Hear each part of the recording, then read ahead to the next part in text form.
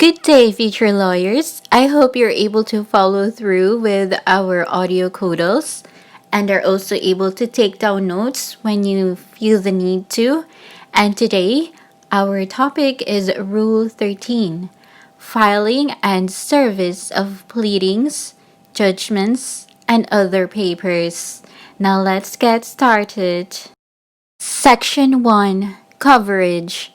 This rule shall govern the filing of all pleadings, motions, and other court submissions, as well as their service, except those for which a different mode of service is prescribed.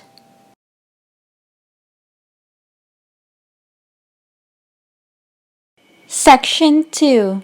Filing and service defined. Filing is the act of submitting the pleading or other paper to the court. Service is the act of providing a party with a copy of the pleading or any other court submission.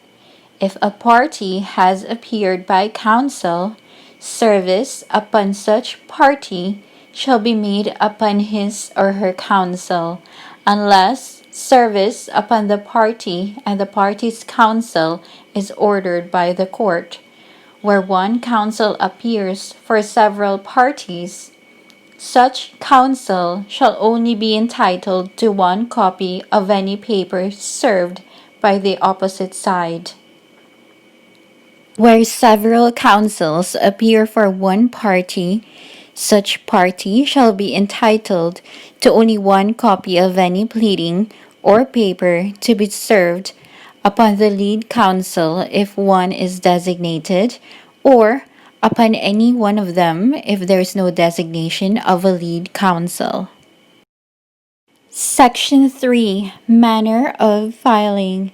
The filing of pleadings and other court submissions shall be made by a. Submitting personally the original thereof, plainly indicated as such, to the court. B. Sending them by registered mail. C. Sending them by accredited courier. Or D. Transmitting them by electronic mail or other electronic means as may be authorized by the court in places where the court is electronically equipped. In the first case, the clerk of court shall endorse on the pleading the date and hour of filing. In the second and third cases, the date of the mailing of motions, pleadings, and other court submissions, and payments or deposits as shown by the post office stamp on the envelope or the registry receipt shall be considered as the date of the filing, payment, or deposit in court. The envelope shall be attached to the record of the case. In the fourth case, the date of the electronic transmission shall be considered as the date of filing. To note, under the new rules, filing of pleadings and other court submissions may now be made in the following manner. A. Personally to the court. B. Sending them by registered mail.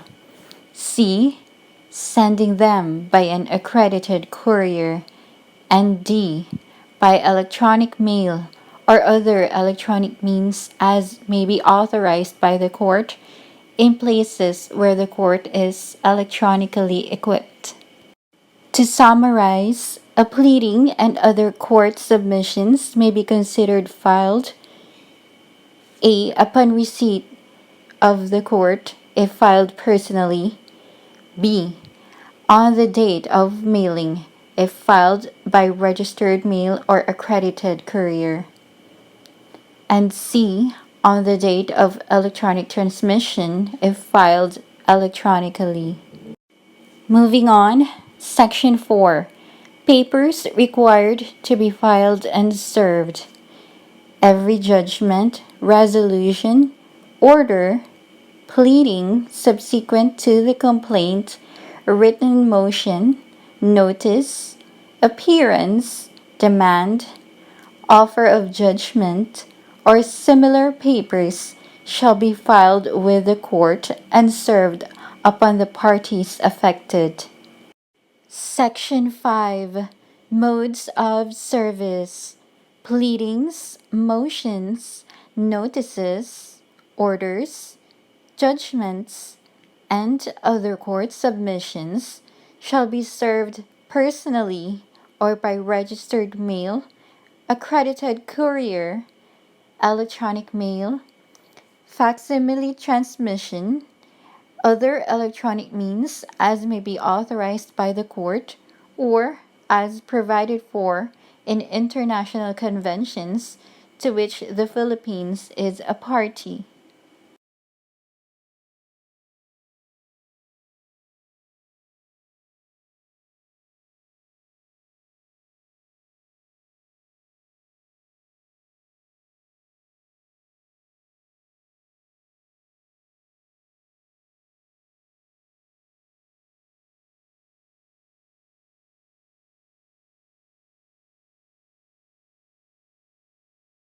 Section 6. Personal Service.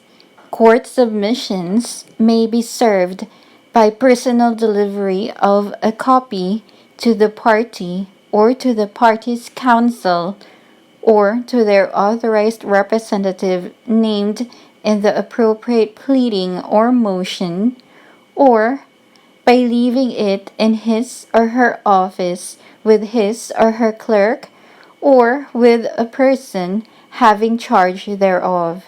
If no person is found in his or her office, or his or her office is not known, or he or she has no office, then, by leaving the copy between the hours of 8 in the morning and 6 in the evening at the party's or counsel's residence, if known, with a person of sufficient age and discretion residing therein. Something to note from this provision is that personal service may also be made to the parties' authorized representatives named in the appropriate pleading or motion. Section 7. Service by mail.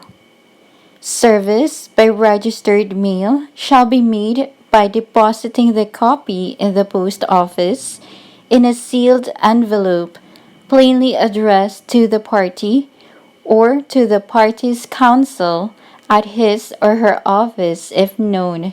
Otherwise, at his or her residence if known, with postage fully prepaid and with instructions to the postmaster to return the mail to the sender after 10 calendar days if undelivered.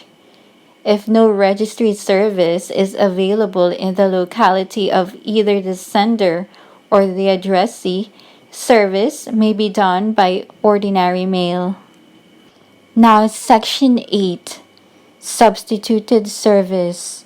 If service of pleadings, motions, notices, resolutions, orders, and other papers cannot be made under the two preceding sections, the office and place of residence of the party, or his or her counsel being unknown, service may be made by delivering the copy to the clerk of court with proof of failure of both personal service and service by mail. The service is complete at the time of such delivery. Section 9. Service by electronic means and facsimile.